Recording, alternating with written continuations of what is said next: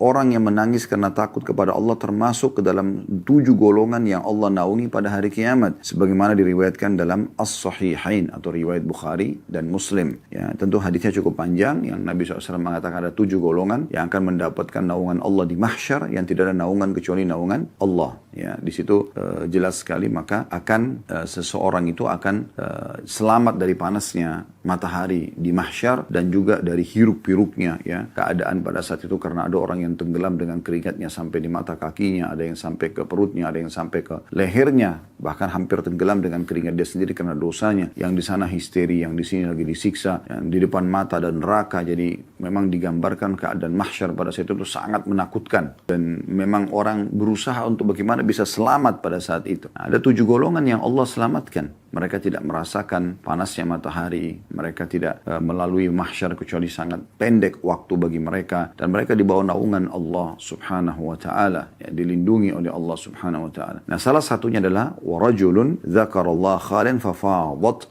ainahu. Seseorang yang mengingat Allah dalam keadaan sendiri lalu kedua matanya berlinang air mata karena takut kepada Allah Subhanahu wa taala. Jadi ini berarti satu keutamaan yang luar biasa, di mana orang kalau mengingat Tuhannya Allah Subhanahu wa taala sendirian, maka Allah Subhanahu wa taala akan memberikan naungan dia di mahsyar, tidak ada naungan kecuali naungannya. Anda bisa bayangkan bagaimana panasnya mahsyar pada saat itu, ya, karena digambarkan dalam surah Al-Hajj, ya, tentang orang-orang itu seperti mabuk padahal mereka tidak mabuk. Wa taran nasa sukara wa hum bisukara walakinna adzaballahi syadid. Kalian melihat manusia itu seperti orang yang sempoyongan mabuk dan mereka tidak mabuk. Semua itu sebabnya karena siksa Allah sangat pedih, ya, siksa Allah sangat pedih. Jadi memang keadaannya sangat memilukan pada saat itu, ya. Belum lagi digambarkan dalam ayat yang lain, yauma yanfiru mar'u min akhihi wa ummihi wa abihi. Pada hari itu di mahsyar itu, ya, seseorang itu akan lari dari saudaranya, dari ibunya, dari ayahnya, wa sahibatihi wa bani, dari sahabatnya, dari pasangan hidupnya dan juga anak-anaknya.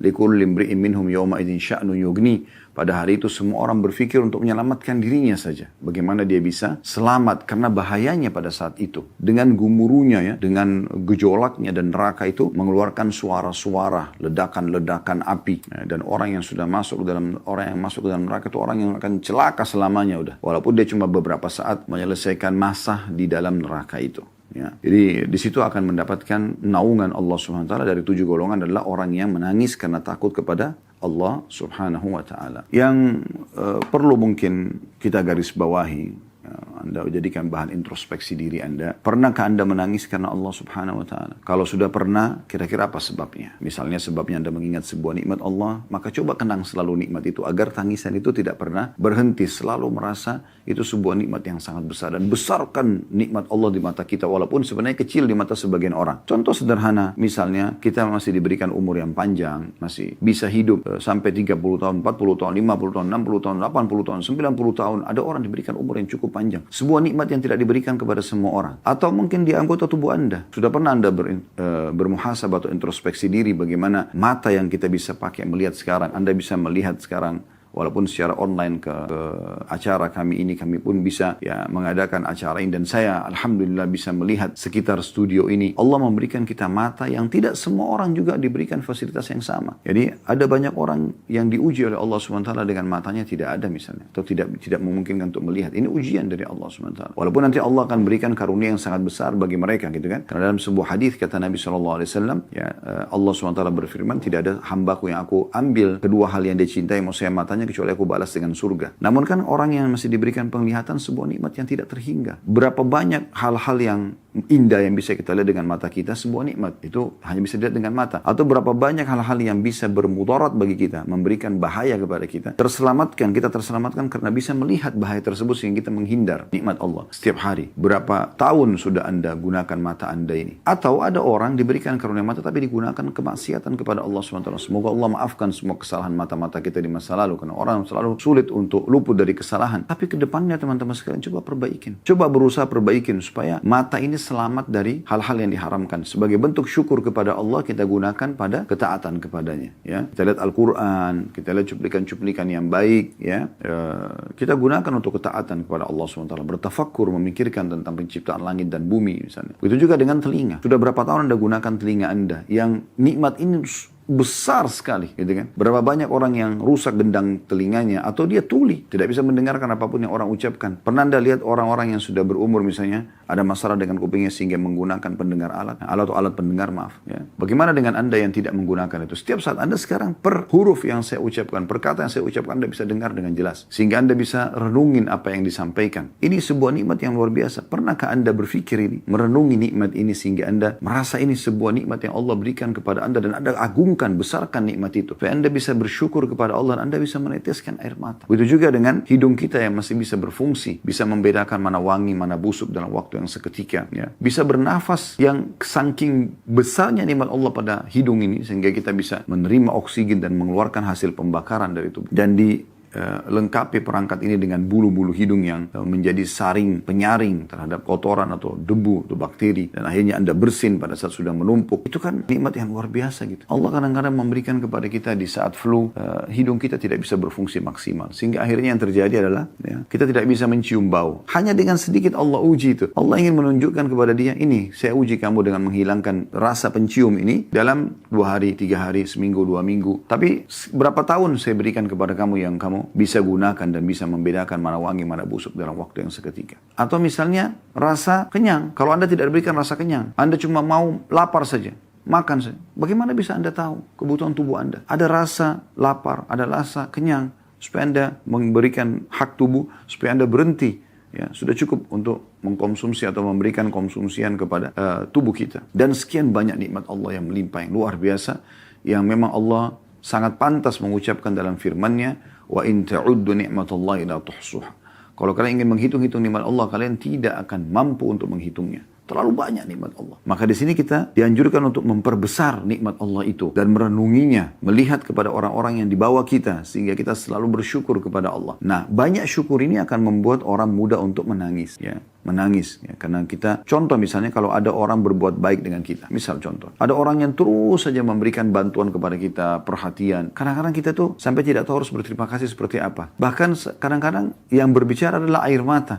Pada saat ketemu kita menangis, lalu memeluk dia, mengucapkan terima kasih. Itu manusia yang dia pun hanya memberikan apa yang Allah berikan kepada dia, sebagian yang Allah berikan kepada dia.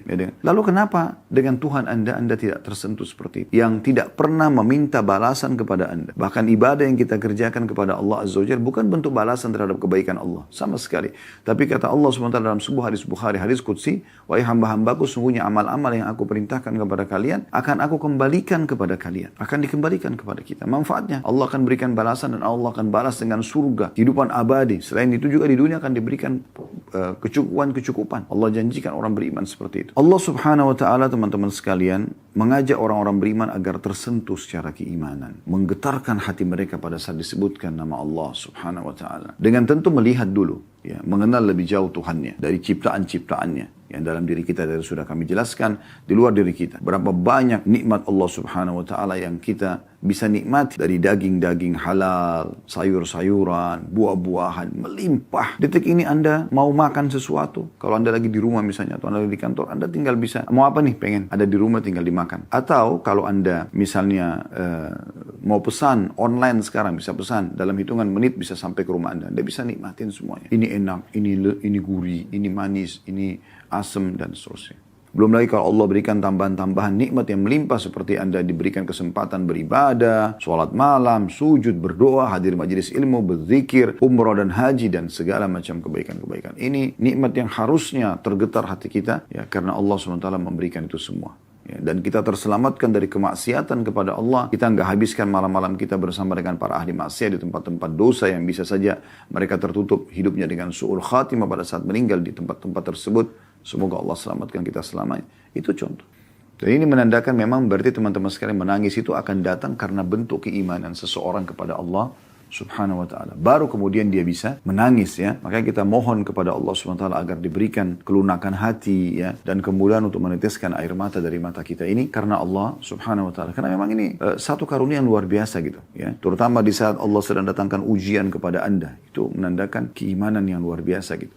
Kalau orang bisa menangis karena Allah Subhanahu wa taala, ya, itu berarti menandakan nikmat Allah yang besar kepada dia. Bahkan Nabi SAW menjadikan salah satu doa, wa'udzubika min ainin la tadma'. Aku berlindung kepadamu ya Allah dari mata yang tidak pernah menangis. Karena Allah SWT tentunya, bukan menangis karena kehilangan harta, karena ada masalah dengan istrinya atau sama suaminya, bukan. Tapi karena Allah Subhanahu wa taala. Apabila terjadi pelanggaran Allah, pelanggaran agama Allah, dia menangis. Apabila ada sebuah ibadah yang tertinggal luput dari dia menangis. Ya, begitu. Dan ini harus ada kepekaan, teman-teman sekalian. Dengan rutinnya kita mengerjakan sebuah ibadah, itu akan membuat dan kita konsisten istiqamah terus mengerjakannya. Kita terus menjaga diri kita agar konsisten mengerjakan, dan juga kita terus menjaga diri agar jangan terjerumus dalam pelanggaran agama. Maka ini lama-kelamaan akan menambah keimanan kita, dan dengan bertambahnya keimanan, akhirnya kita akan bisa melihat nikmat Allah yang begitu besar pada kita, termasuk kita bisa beribadah selamat dari maksiat dan banyaknya fasilitas yang Allah berikan untuk memenuhi kebutuhan kita dalam keseharian. Dan ingat teman-teman, menangis karena Allah ini akan hilang kalau seseorang mulai membuka lagi pintu-pintu dosa kepada Allah SWT. Karena ini Allah karuniakan kepada orang-orang yang memang Allah pilih.